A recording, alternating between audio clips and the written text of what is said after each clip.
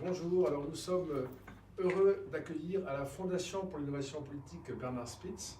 Bernard Spitz, bonjour. Bonjour, Dominique. Heureux de vous accueillir à la Fondation pour échanger avec l'équipe de la Fondation et vous-même à propos de votre dernier ouvrage, Merci l'Europe, riposte aux 7 mensonges populistes qui viennent paraître chez Grasset. Bien sûr, nous, on avait envie de discuter avec vous parce qu'on est dans la perspective des élections européennes qui sont un moment historique, même si, hélas, la campagne porte sur bien des sujets, mais pas tellement sur l'Europe. Peut-être qu'on aura l'occasion d'en reparler avec vous. Je voudrais juste dire que vous êtes le président de la Fédération française d'assurance.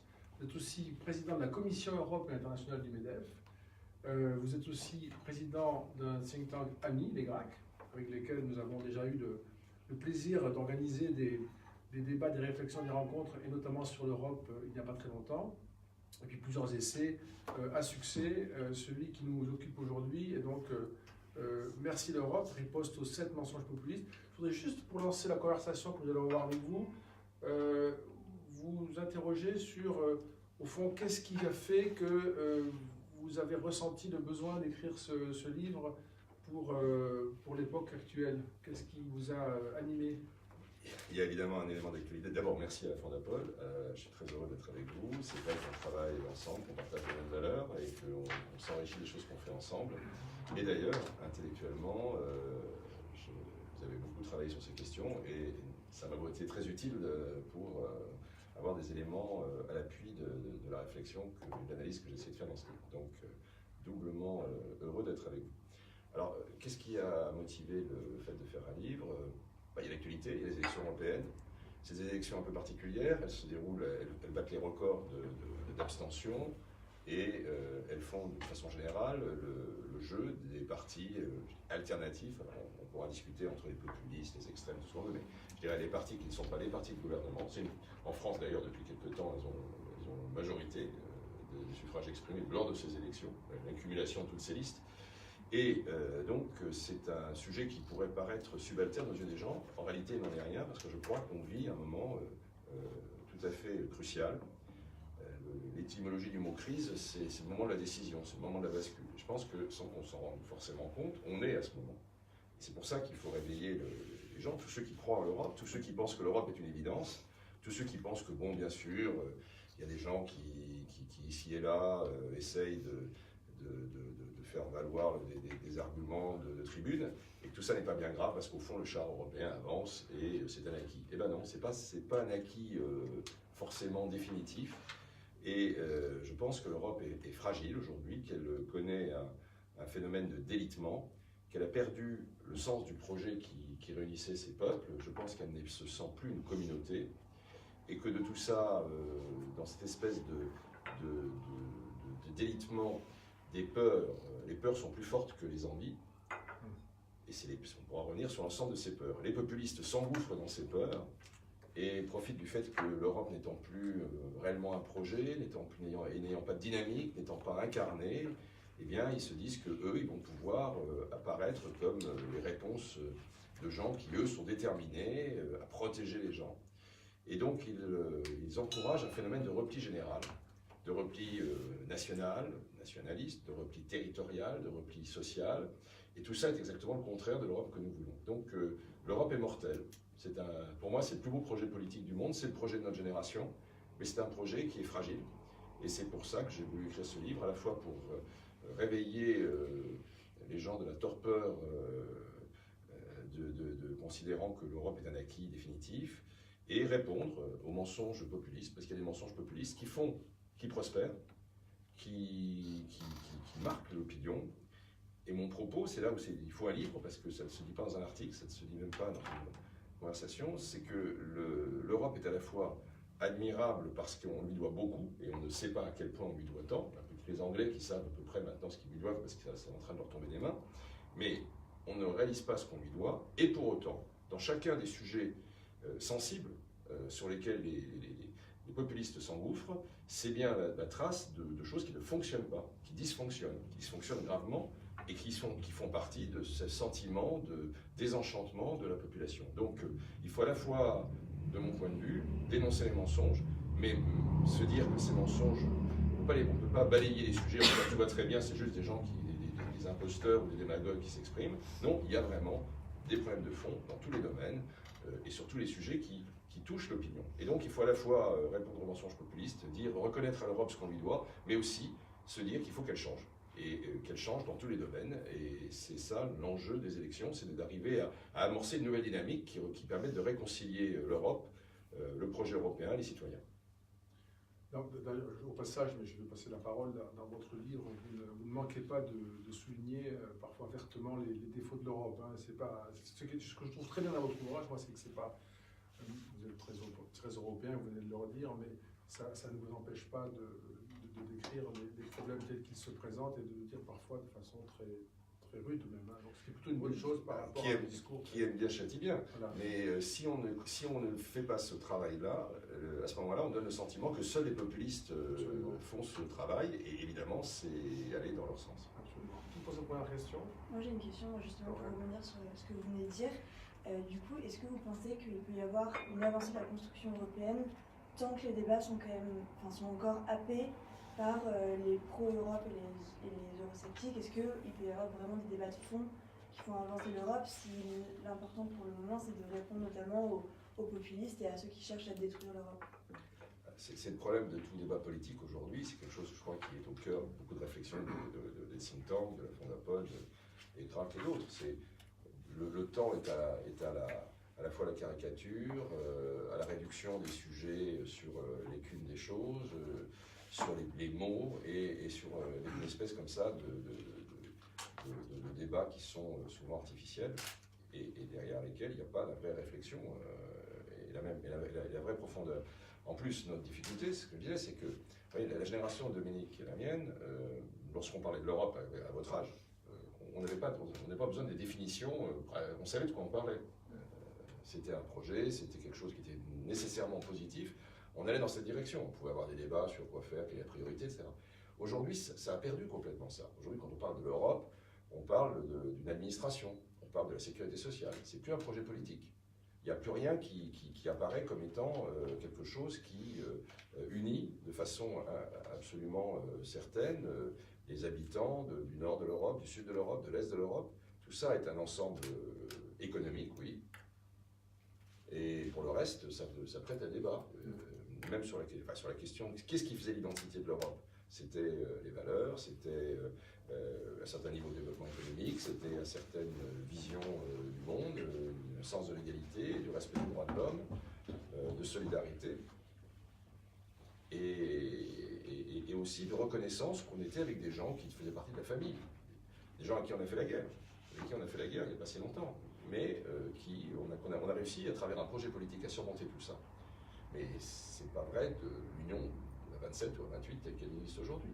Les gens ne se sentent pas les mêmes affinités, c'est pas insultant, c'est juste la réalité. On a été trop vite, on a été sans demander aux gens leur avis, et donc on a perdu cette espèce de sens de la communauté qui faisait notre force. Donc à partir de là, tout débat devient compliqué. Tout débat devient compliqué parce que le ressenti, c'est que tout ça, c'est technique, technocratique, voilà. Ajoutons à ça le fait que lorsque vous avez ce phénomène d'élargissement, de complexité des choses, et puis par ailleurs qu'il y a une espèce d'accélération et de réduction du débat à travers des expressions en 30 secondes, dans des minutes et des polémiques artificielles, qu'est-ce qui permet de surnager dans tout ça? C'est l'incarnation. C'est quelqu'un qui parle et qui exprime ce qu'on ressent. Dites-moi qui parle aujourd'hui et qui exprime ce que ressentent une majorité d'Européens.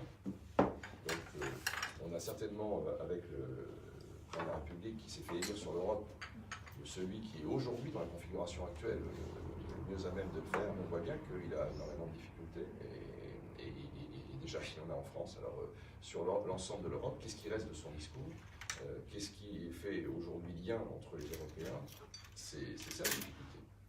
Donc pour répondre, j'ai pas de réponse miracle, je pense qu'il y a un besoin de renouvellement et d'incarnation. Il faut qu'à un moment donné, l'Europe, dans ses institutions, dans ses priorités, dans son mode de fonctionnement, dans sa forme de communication, d'expression, imprime les esprits, inspire les cœurs, et c'est pas le cas aujourd'hui. Et juste Bernard Suisse, pour prolonger la question de Lorraine sur est-ce qu'il y a un horizon horizon que vous pourriez définir. C'était au fond l'idée de poursuivre. L'idée de poursuivre, c'est devenu maintenant rester ensemble. Oui, c'est défensif. C'est terrible. On est passé d'une vision offensive absolument. à une vision purement défensive. Oui, absolument. Et donc, dans la question de Lorraine, moi j'entendais aussi est-ce qu'on peut nommer un au-delà du présent qui serait heureux dans l'Europe. L'élargissement, ça a été. Moi, j'ai été très attaché à l'élargissement. Il est allé trop vite, sans doute, mais ça m'a beaucoup emballé à l'époque parce que c'était les retrouvailles d'une Europe séparée depuis trop longtemps. C'est quand même, ça a eu lieu, mais on ne peut pas dire aujourd'hui qu'il faut élargir encore, peut-être qu'il faut le faire, mais ce n'est pas ça qui va faire avoir un projet commun. Enfin, on se tutoie en fait, comment on ferait pour désigner un horizon là, pour la question de la... Je pense qu'il y a un horizon politique très court, qui est que ce phénomène de délitement, alors sur l'élargissement on peut en discuter, c'est un grand dilemme, parce qu'il y avait d'un côté, au moment de la chute du mur, il y avait des volontés différentes qui ont convergé. Il y avait la volonté des Allemands d'élargir leur territoire au maximum à l'Est, ça c'est un vieux besoin allemand. Il y avait pour les Anglais l'idée qu'en élargissant au maximum, on se rapprocherait le plus d'une union économique et le moins d'une union politique. Il y avait les Français qui voulaient rester au centre de tout. Et tout ça a convergé, mais dans un système où on a oublié que pour beaucoup de pays à l'Est, l'objectif c'était aussi de se protéger par rapport aux Russes. Et donc tout ça a fait un mélange qui est quand même assez loin de l'adhésion commune de tout le monde aux mêmes valeurs. Et aujourd'hui, le problème, par exemple, avec l'Est de l'Europe, c'est pas que ce sont des gens anti-européens. Autour d'Orban et de son club, c'est des gens qui ont leur vision de l'Europe, et qui n'est pas la nôtre. C'est ça le problème. La fracture, elle est là. Et donc, on est dans une situation où, comment voulez-vous qu'on se reconnaisse dans la vision d'Orban? Sauf qu'Orban, il ne se reconnaît pas dans la nôtre, et qui dit que sa vision est la vision du futur de l'Europe. Il n'est pas anti-européen, il est pour son Europe. Alors, une fois comment gère-t-on ce genre de choses? On n'a pas pensé à ça. L'élargissement, on a pensé que tout le monde, au fond, adhérait. Alors, bon, bien sûr, certains étaient moins avancés économiquement, mais bon, on ferait un rattrapage, et puis l'important, c'était de les sortir de l'orbite communiste. Ça se comprenait comme raisonnement, mais c'était du court terme, parce qu'aujourd'hui, non seulement, en réalité, on s'aperçoit qu'on est face à des contradictions, mais en plus, on se heurte dans les pays fondateurs à une espèce de scepticisme, même et logique d'ailleurs, puisqu'on se dit, mais qui sont ces gens qui n'expriment pas les mêmes valeurs que nous? Alors, du coup, se posent des questions dans l'opinion, qui est pourquoi paye-t-on pour ces gens-là, et qu'est-ce qu'on a à faire avec ces gens-là, etc. Et donc, où est-ce qu'est l'union et la communauté là-dedans? Elle prend un morceau. Donc, pour en revenir à la question, est-ce qu'il y a urgence et quel est l'agenda? L'agenda, il est à la fois long, parce qu'on est dans le long terme. L'Europe, c'est un projet sur de nombreuses générations, enfin, j'espère. Mais on est aussi dans le court terme, parce qu'on est en risque, là. On est vraiment en risque. La conjugaison de la situation, de ces éléments de fracture au sein de l'Europe, fracture territoriale, politique, sociologique, culturelle, et de l'environnement international avec, aux bornes de l'Europe, les Turcs, Erdogan, Poutine, je ne veux pas faire un truc de café du commerce, mais enfin, les tensions qu'on voit bien monter sur le plan du commerce international, le fait que la crise, qu'il y a un repli général, y compris de tout ce qui faisait une forme de dynamique qui permettait de faire passer, croyait-on, les choses, tout ça est en train de se retourner contre nous. Et donc je pense que le phénomène qui caractérise l'Europe aujourd'hui, c'est le délitement, et que ce délitement, il faut l'arrêter le plus vite possible. Et c'est pour ça que je pense que les élections européennes sont un moment butoir, et que c'est à partir de là qu'il faut essayer de prendre des initiatives politiques. Et quand je dis initiatives politiques, c'est pas à 27, parce qu'on ne les prendra jamais à 27. Donc sur un nombre de pays restreints, dont les pays fondateurs sont au cœur du sujet, plus ceux qui auraient été fondateurs s'ils n'avaient pas eu des gouvernements totalitaires à l'époque, type Espagne ou Portugal, de reconstruire quelque chose qui soit un projet. Un projet dans lequel tous les gens, toutes les populations puissent se reconnaître et qui offre une alternative. Et c'est extraordinairement important parce que si on veut espérer que quelque chose se passe en Europe, il faut que le cœur de l'Europe, c'est le triangle franco-italo-allemand, avec bon, les Espagnols un peu derrière, mais franco-italo-allemand, il faut que ce triangle puisse fonctionner dans le même sens. Et on voit bien qu'aujourd'hui, c'est limite. Et je pense que par exemple, vis-à-vis des Italiens, un enjeu fondamental, c'est d'offrir aux Italiens, à la population italienne aujourd'hui, une alternative européenne, réaliste, inspirante, qui leur donne un autre projet que celui d'une espèce de réaction de mauvaise humeur par rapport à des élites politiques qui sont là depuis 1000 ans et qui les ont déçus. si on leur offre ça, je pense que la situation politique interitalienne peut basculer et redevenir ce qu'elle a été. Si on ne leur offre pas ça, on prend le risque de rigidifier et de se retrouver dans une situation où, quoi qu'on fasse, de toute façon, on ne peut pas espérer grand-chose puisqu'on le fera seul. Qui veut poser la question suivante? Je voulais bien rebondir justement sur ces questions un peu d'élargissement, et vous proposiez comme une des solutions aussi de mettre en place l'Europe à plusieurs vitesses, l'Europe à la carte. Et je me demandais en fait, parce que avec ça vient aussi un nombre de négociations énormes, des traités différenciés. Et est-ce que ça peut du coup être une solution plausible à une époque où on a besoin de rapidité, d'un discours qui est clair? Je me demandais si ça ne pouvait pas ankyloser en fait.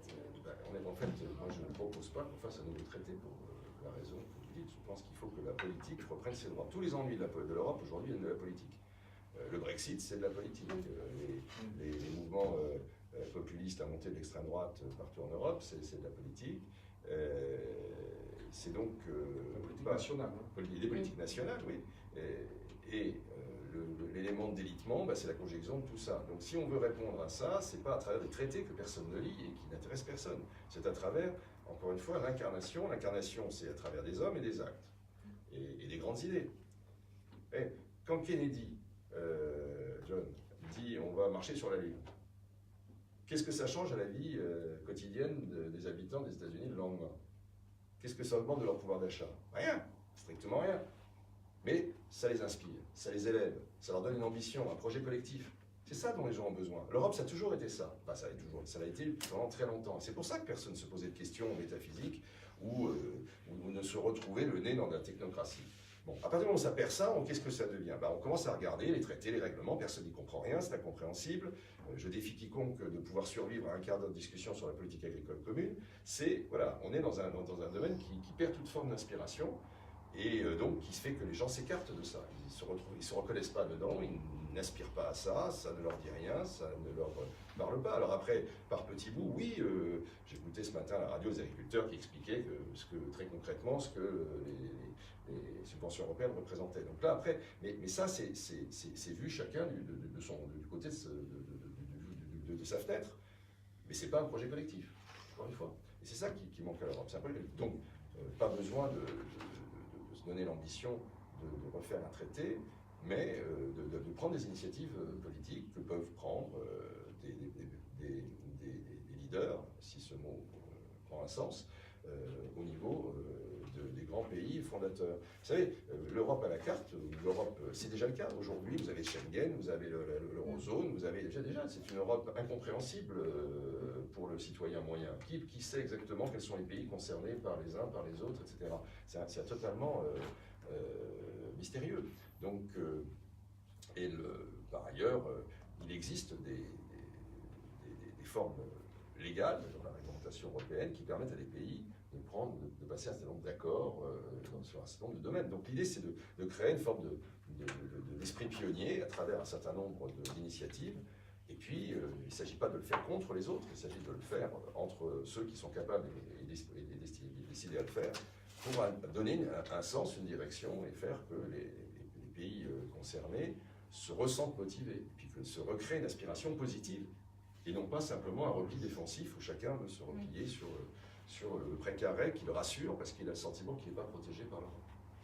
Juste pour rebondir là-dessus, vous prenez dans votre livre, vous prenez l'idée d'une Europe des citoyens avant une Europe des nations et des États, mais du coup, est-ce que faire une Europe à la carte avec plusieurs cercles d'États, c'est pas justement un peu contradictoire avec cette proposition de vouloir faire une Europe des citoyens, soit des citoyens qui prennent des décisions et non leurs États? Et du coup, est-ce que les deux sont compatibles? Pour moi, l'Europe des citoyens, c'est pas l'Europe des démocraties directes qui viendrait circuiter les systèmes représentatifs. Donc, il ne faut pas de contradiction. L'Europe des citoyens, c'est de faire en sorte que les citoyens se retrouvent dans l'Europe, qu'ils se sentent européens, qu'il y ait quelque chose qui participe de l'identité. Ce problème de l'identité, il se pose d'une façon certes différente de la façon dont il s'est posé dans d'autres pays. Notamment, on peut penser aux États-Unis, mais c'est un problème d'identité qu'il faut assumer comme tel. Il y a un problème d'identité européenne. Hein. Il y avait l'éducation européenne, c'était le livre de Romain Gary, c'était l'après-guerre. Là, il avait pas de question. Et aujourd'hui, l'identité européenne, c'est quelque chose qui n'est pas clair aux yeux des Européens. Retrouver la citoyenneté européenne, c'est avoir un minimum de sens du commun dans cette dimension-là. Ça passe pas par des traités juridiques, c'est un vécu, c'est une culture, c'est un ressenti, c'est une vision commune des choses. Encore une fois, c'est le fait que 30 mômes de 17 ans ou 16 ans dans une classe pensent à peu près la même chose. Je vois que Marc Forlanchari, membre du conseil scientifique, je le dis pour l'auditoire, Marc. Oui, absolument, non, mais ça me vieillit encore quand je dis-moi, Bernard, moi j'ai pas lu ton bouquin, mais je viens de précipiter chez Gallimard. Grâce. Ah oui, c'est pas chez Gallimard. Je sais, mais je ne sais plus Gallimard. Non, dis-moi, alors, je n'ai pas encore lu. Mais justement, ce projet, quel peut-il être? Peut-être que tu le dis. Et finalement, quelles sont les idées? Parce que c'est bien ça le problème, il n'y a plus de projet. Le projet, c'était la paix elle est là, et plus personne ne pense que la guerre puisse revenir encore que... Ça, c'est une erreur. Alors, je sais, mais c'est l'ennui. Enfin, comme disait, c'est Gutenberg qui disait quand je chante en Europe, je sors mon oreiller. Enfin, tu l'as dit d'ailleurs pour la PAC. Alors, donc, écoute, alors j'ai pas lu le bouquin, mais quelles sont les idées concrètes? Finalement, il y a deux grands projets qui lient les Européens, c'est l'euro et Erasmus pour les bourgeois. Bon, et à part ça, qu'est-ce qu'on pourrait avoir comme idée concrète? Et deuxième question, est-ce que tu ne penses pas quand même, moi je suis assez pessimiste parce que je lis la presse allemande tous les jours, moi je pense que les Allemands n'en veulent plus. Je pense qu'il y a une nouvelle classe politique en Allemagne et qu'ils n'en ont plus rien à foutre. Hein. Bon. Alors sur ces deux points, qu'est-ce que tu peux nous répondre? D'abord, c'est deux points lourds et distincts, même si évidemment ils se rejoignent. On peut peut-être commencer par l'Allemagne, parce qu'en fait, le lien, c'est qu'effectivement, l'Europe s'est construite à travers une idée évidente qui était la paix. Comment on allait surmonter tous les conflits d'une brutalité jamais connue entre voisins, et évidemment avec le couple franco-allemand au cœur de cette problématique, et avec une génération d'hommes politiques aussi au cœur de cette problématique, parce qu'en fait toute cette première phase de l'Europe qui a été porteuse sont des gens qui ont été marqués par la guerre. Ça va évidemment de Gaulle et Adenauer, mais ça va jusqu'à Giscard, puisque Giscard et Kohl qui toute cette génération-là. En pleurant. Oui, toute cette génération-là. Une génération de gens qui ont vécu dans leur chair, dans leur famille, dans leur histoire, dans leur esprit. Donc voilà. Et puis après, on passe à autre chose. C'est des gens, une génération qui ne l'a pas connu. Pas pour autant qu'elle l'ignore, mais c'est pas exactement la même chose. Alors c'est pas la même chose pour les hommes politiques, ça l'est encore moins pour les gens qui sont plus distants. Bon. Alors, ça s'est construit comme ça. Tu dis aujourd'hui, les Allemands n'en veulent plus. C'est vrai qu'il y a beaucoup de sujets avec les Allemands et beaucoup de sujets franco-allemands, puisqu'on est évidemment au cœur de la matrice. C'est un peu rapide de dire qu'ils n'en veulent plus. Je pense qu'ils ont... J'ai par exemple une lecture différente de ce qui a été l'essentiel de la lecture de la presse française sur le texte qu'a publié AKK il y a quelques semaines. On y a vu une riposte, enfin, je cite le résumé de ce qui a été écrit sur ce texte, c'était riposte cinglante aux propositions françaises, rebuffades, etc. Quand on lit ça, c'est pas tout à fait ça. Alors certes, il y a le chiffon rouge, qui d'ailleurs n'en est pas un, qui est de dire à un moment donné, il faudra peut-être se poser la question de savoir au Conseil de sécurité si il est logique dans le monde d'aujourd'hui que sur les 5 membres permanents, il y a la France et l'Angleterre, ou pas plutôt les représentants européens. Donc ça a été vu comme une agression. Elle dit à l'avenir, c'est très très vague, et c'est une question qui n'est pas insultante. Si en plus l'Europe existait comme projet politique, la logique serait de le traduire aussi au niveau de l'organisation mondiale. Ce qui est un argument pro-européen radical. Absolument. Au passage. Hein. Voilà, donc on en a fait une espèce de désaveu. Oui. C'est pourquoi. En revanche, ce qu'elle dit des choses que peu de gens de la CDU ont dit quand ils étaient au pouvoir, à savoir, elle dit OK pour des projets industriels, OK pour revoir les règles en matière de concurrence, OK pour avoir des visions financées de financement d'infrastructures à long terme. Elle dit tout ça, et elle dit corollaire, mais ça c'est la règle, l'orthodoxie budgétaire Schäuble, CDU, à condition que les Français vous mettiez un peu d'ordre dans vos affaires. C'est un progrès par rapport à ce qui était dit il y a quelques années, où c'était commencer par faire un programme, régler vos affaires en termes de déficit public, etc. Et puis après on verra. Là, elle dit on est prêt à s'inscrire dans un certain nombre de vos projets, mais à condition que c'est pas aussi. Pour moi, je pense que c'est un progrès. Alors évidemment, si on n'est pas engagé à aller dans cette direction, ça c'est pas forcément une nouvelle qui suffit à régler le problème. Mais je crois qu'il ne faut pas. C'est très important de dire que, enfin, je disais au début, l'Europe est extrêmement fragilisée. Et les Allemands ont le sentiment, effectivement, quelque part, que c'est eux qui assurent le financement du système et qui ne veulent pas se laisser entraîner dans des choses qui les dépasseraient. Donc, dire qu'on est dans une dynamique positive, non, c'est certainement pas. Et quand tu dis que tu es pessimiste, moi j'ouvre ce livre sur le chapitre de l'Union européenne, du livre des étudiants français au lycée de Shanghai en 2026, classe de terminale, manuel d'histoire contemporaine. L'Union européenne était, voilà, on commence comme ça, le chapitre. Parce que c'est quelque chose qui peut le phénomène de délitement que j'évoquais peut se produire. Et donc il est essentiel qu'on arrive à retrouver, à repartir dans le sens de la marche, à avoir un projet. Qu'est-ce qu'on peut faire concrètement? Bon, honnêtement, je ne mettrais pas Erasmus. Erasmus, c'est très beau sur le plan symbolique, mais expliquer que c'est un grand projet concret, non. D'ailleurs, honnêtement, je veux dire, c'est politiquement incorrect, mais il y a des gens qui parlent d'Erasmus, qui en parlent en connaissant, te disent que c'est très beau, que les étudiants sont ravis d'aller faire du tourisme. Voilà. Donc évidemment que c'est super sympa et que c'est à encourager, mais enfin, il ne faut pas sublimiser la chose, l'idéaliser au-delà d'une initiative parfaitement simple, gaie, positive, qui est très bien et qui colle aux jeunes générations, qui fait que ce serait bien de l'étendre, pas seulement aux étudiants universitaires, mais comme on l'a dit, aux apprentis, et à élargir le champ des gens concernés. Parce que plus on voyage en Europe, évidemment, mieux on connaît l'Europe, et mieux on connaît, plus on peut se sentir européen. Mais au-delà de ça, il y a des projets industriels, il y a la refonte de l'ensemble du sujet de l'immigration pour commencer. J'ouvre mon livre sur ce chapitre, parce que c'est quand même une espèce de tabou, et qui pour moi est très illustratif de ce que j'ai essayé de faire dans ce livre, c'est-à-dire à la fois de reconnaître, de dénoncer les mensonges populistes. Le mensonge populiste type, c'est de dire il n'y a pas l'Europe est une passoire, les invasions barbares, etc. Bon, quand on regarde les chiffres froidement et de façon concrète, on s'aperçoit que c'est totalement inexact, en particulier dans la période actuelle.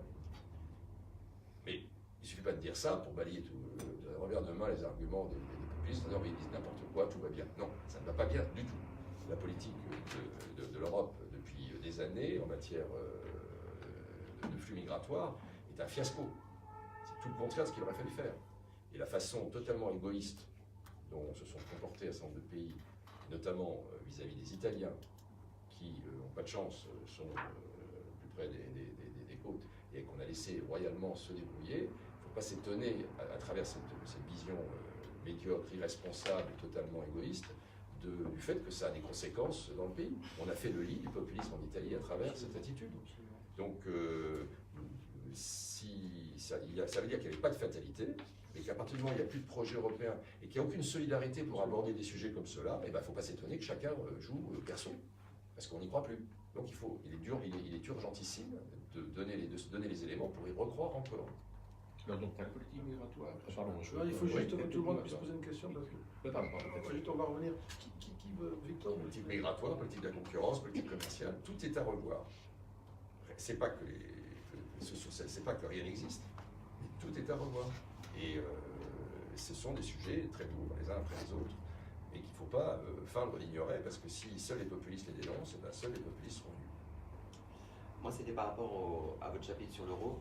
Vous avez montré parfaitement le faux procès qui peut souvent être fait à l'euro. On sait d'ailleurs qu'aujourd'hui, dans les 19 pays qui ont l'euro, au sein de la zone euro, l'euro est très populaire au sein des citoyens, les enquêtes le montrent. Néanmoins, vous montrez malgré tout qu'il existe des déséquilibres entre les États membres. Moi, j'aimerais revenir un tout petit peu en arrière, lors du discours de la Sorbonne, auquel on est fortement attaché à la Fondation. Et c'est vrai qu'à ce moment-là, le président français Emmanuel Macron avait poussé pour un approfondissement monétaire, que ce soit sur un budget commun, également la création d'un ministre des Finances, mais aussi le contrôle parlementaire, un contrôle du Parlement européen de la zone euro. Or, on voit un an et quelques mois plus tard qu'à part finalement la question d'un budget commun, et encore ça reste très abstrait vu qu'on ne sait pas combien de milliards d'euros seront mis en commun entre les différents États membres, on voit que très peu d'avancées ont été réalisées sur ce plan-là. Donc je voulais avoir un petit peu votre avis sur ce qui était possible de faire, d'autant plus que tout à l'heure on parlait un petit peu d'une Europe à plusieurs vitesses, d'une Europe à la carte, mais finalement on s'aperçoit que même quand on essaie de former un noyau dur entre deux pays essentiels au bon fonctionnement de l'Union européenne que sont la France et l'Allemagne, on n'arrive pas à se mettre d'accord sur des sujets qui sont essentiels comme celui-là. Oui, parce que en fait,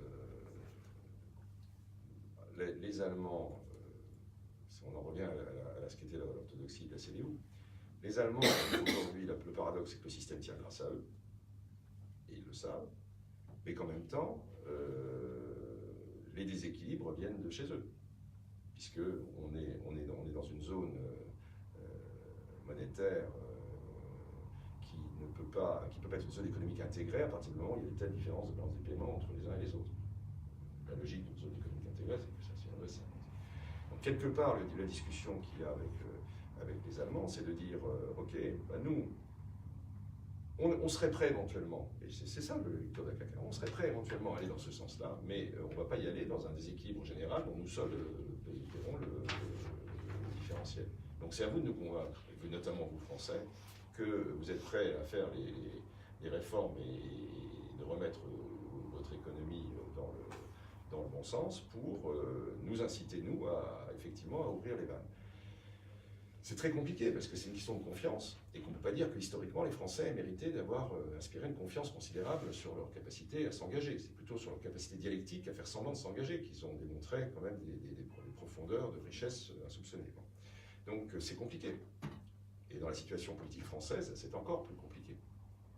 Tout le monde en est bien conscient. Donc est-ce qu'on peut arriver à... Donc c'est vrai que c'est facile de prendre l'orthodoxie allemande comme une fin de nous recevoir. En disant, nous demander de monter, d'escalader une montagne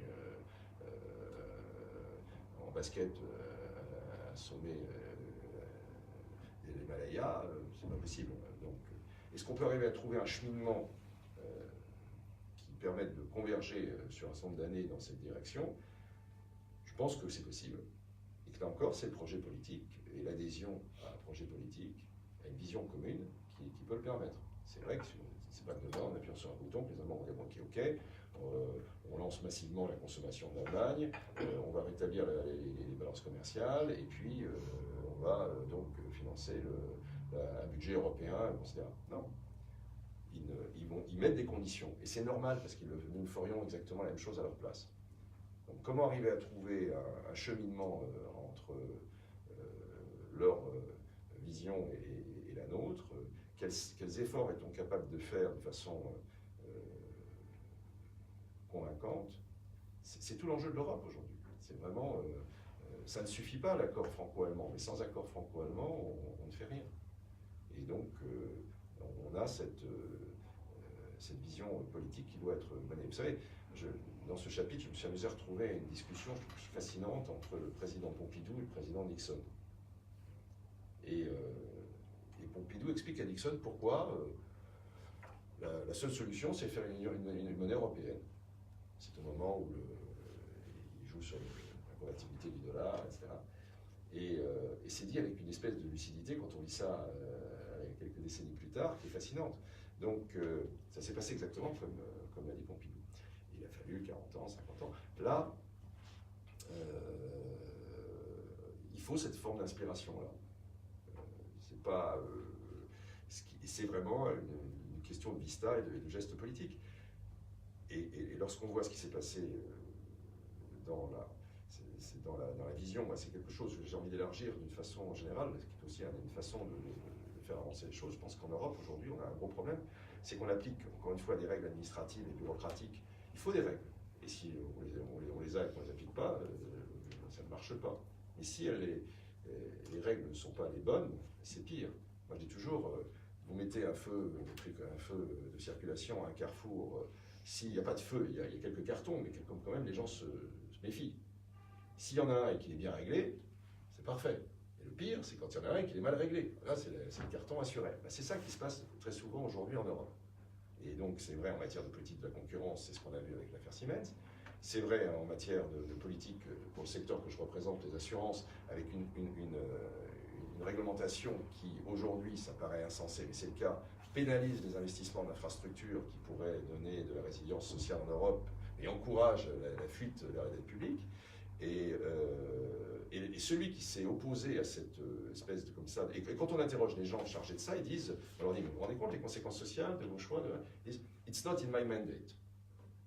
Ça, évidemment, vu comme ça, je veux dire, la montée des populismes, c'est pas lutter contre la montée des populismes, c'est pas dans leur mandat. Bah, ok, mais donc c'est une espèce comme ça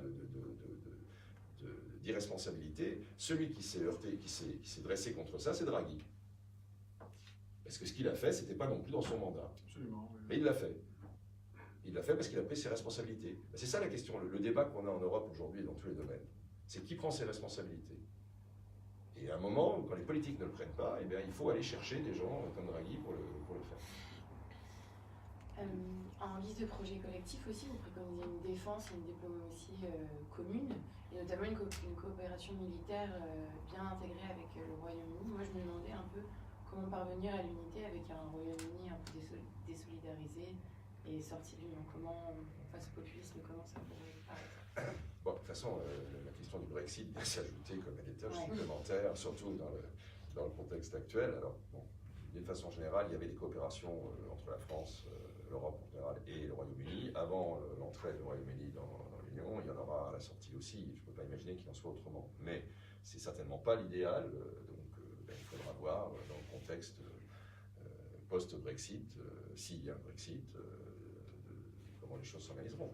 Après, l'une des évidences que cette campagne n'arrive pas à montrer et qui pourtant devrait crever les yeux de tout le monde, c'est que dans le monde qui vient, avec le condominium sino-américain, et sans parler des deux que j'évoquais tout à l'heure, deux frontières de l'Europe, aucun pays, fût-ce l'Allemagne, n'est capable de s'imposer seul, de faire respecter ses droits et de ne pas se faire écraser. Donc, si l'Union fait la force, tout le monde entier nous le montre à chaque seconde. Si on n'est pas capable de réaliser ça, d'une certaine façon, c'est presque, enfin, je n'ose pas dire c'est une chance. Oui, mais ce qui est dramatique, c'est qu'on a aujourd'hui une conjonction de choses qui devraient nous amener naturellement à être, même à ce que les gens les plus sceptiques soient les supporters de l'Europe, presque au sens du pari pascalien, no choice.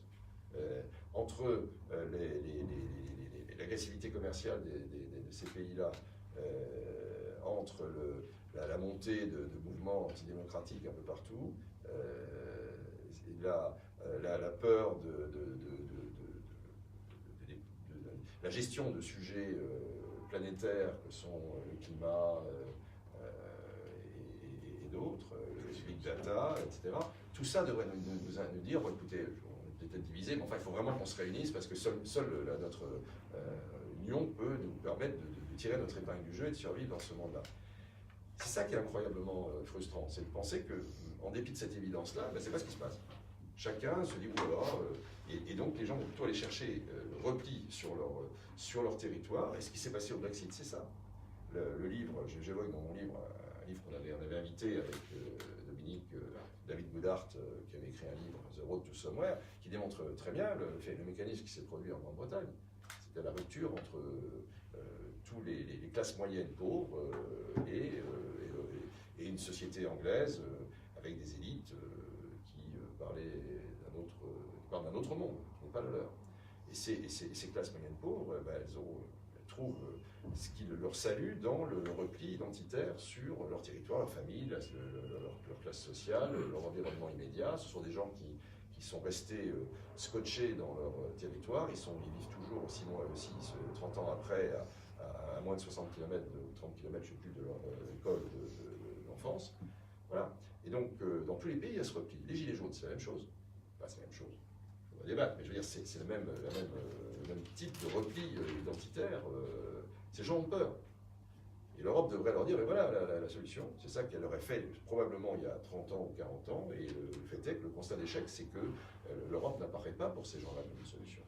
Pire, c'est les gens nationalistes qui apparaissent comme les meilleurs protecteurs. Donc la question c'est, l'Europe elle doit servir à protéger les citoyens et à leur donner une aspiration collective à se dépasser, à créer de la richesse, de la prospérité, de la culture, de la beauté et de la paix. Et de ça, il n'est pas question.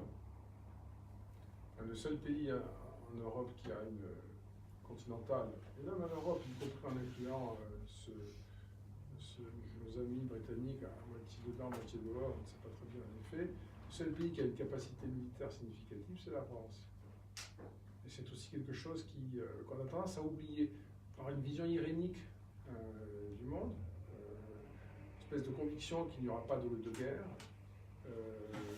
fait sous-évaluer l'importance de la France dans sa capacité militaire, qui est peut-être pas suffisante, mais en tout cas c'est la seule qui soit significative à l'échelle européenne.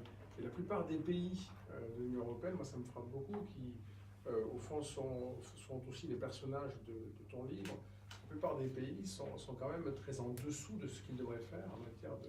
Oui, et d'ailleurs ça nous offre une des formes de réponse politique au sujet de ce qu'on a dit tout à l'heure, comment on peut s'arranger avec les Allemands. C'est-à-dire que les Allemands ne peuvent pas ignorer que notre contribution à la cause européenne, elle s'appuie notamment sur notre effort de défense. Donc le fait qu'on puisse avoir des déficits sur des investissements faits en matière de défense ne doit pas être considéré de la même façon que des déficits faits sur les intermittents du spectacle. Hein. Bon, c'est pas la même chose.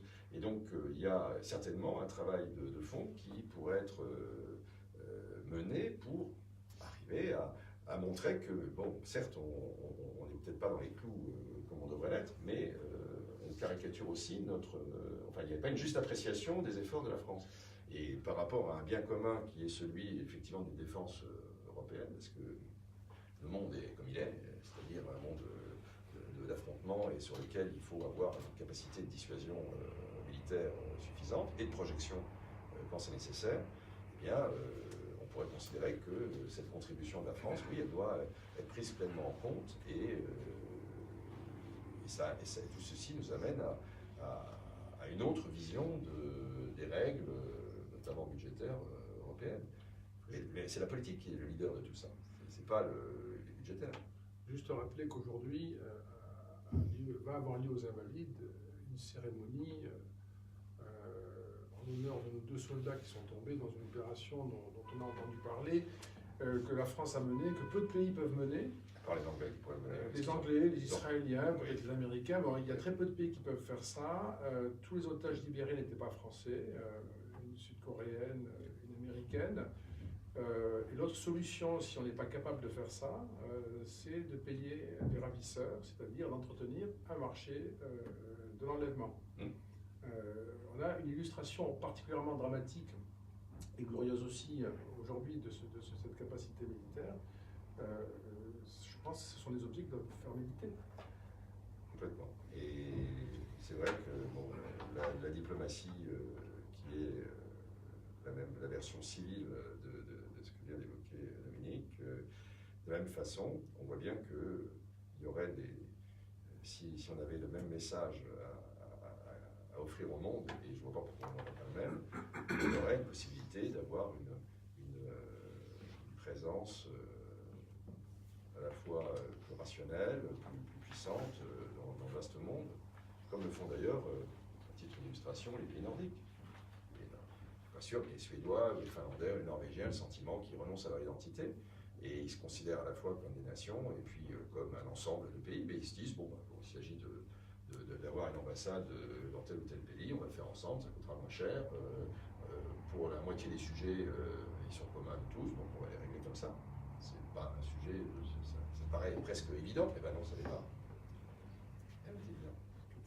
J'ai une dernière question, c'est pas sur le même sujet, mais par rapport à la confiance en Bruxelles, est-ce que ce ne serait pas plutôt aux gouvernements nationaux, est-ce que ce ne serait pas eux qui sont responsables du désamour envers l'Europe, vu qu'ils font gagner des voix en critiquant l'Europe, pour que les Européennes regagnent confiance en l'Union européenne? Est-ce que ça ne devrait pas plutôt venir des gouvernements nationaux plutôt que l'Union en elle-même? Bien sûr, vous avez raison, mais tout le monde est responsable. Ce n'est pas les camps de ceux qui ont tout bien fait et qui ne peuvent rien et ceux qui ont tout mal fait. Tout le monde est responsable. Et effectivement, bon, c'est une évidence, on le sait tous, que les gouvernements, ils ont tendance à s'approprier les choses positives qui viennent de Bruxelles et à expliquer que des choses qui sont un peu contraignantes vis-à-vis de leurs opinions publiques, c'est pas it's not my guilt, c'est la faute de Bruxelles. Le pire, c'est que c'est souvent eux qui ont demandé en catimini à Bruxelles de prendre la décision, expliquant que bon, ils ne pouvaient pas, pour des raisons politiques intérieures, ça les gênait, ce qu'il pourrait y avoir. Et une fois que Bruxelles dit, ben, vraiment, bon, on nous étrangle. Bon. Donc cette espèce de jeu d'hypocrisie, ça veut dire quoi derrière tout ça? Parce qu'il ne faut pas prendre non plus les gens pour des bisounours. Il y a toujours dans la vie politique ce type de pratique. On est obligé de trouver les façons de faire passer les choses, et l'habileté n'est pas un tort.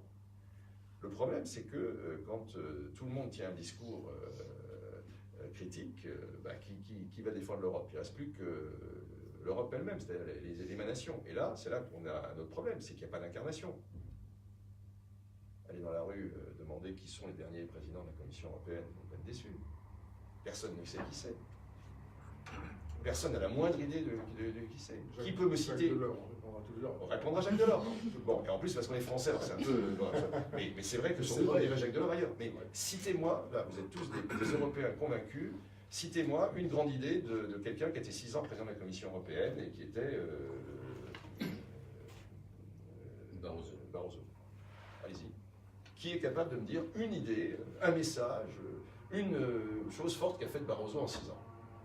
Je vais quand même en trouver une, moi. Oui. Mais c'est pas. Je reconnais que d'ailleurs. C'est pas Barroso que je critique spécialement. Je veux dire, il est l'emblématique de cette espèce de magma interlope que les dirigeants nationaux ont voulu pour qu'on ne leur fasse pas de l'ombre. Là, c'est réussi. Oui, je comprends. Moi, je suis d'accord. Et c'est pas l'exemple que je trouve n'est pas la vraie réponse, mais il a fait son discours devant le Parlement européen sur l'état de l'Union la première fois en tant que président de la Commission. C'est le premier à l'avoir fait, en insistant beaucoup sur la montée des populismes et le danger que ça représentait pour l'Europe. Donc je vais trouver cet élément-là. C'est pas beaucoup. C'est Monsieur Météo, quoi. Bon, mais enfin, je veux dire, il n'a pas.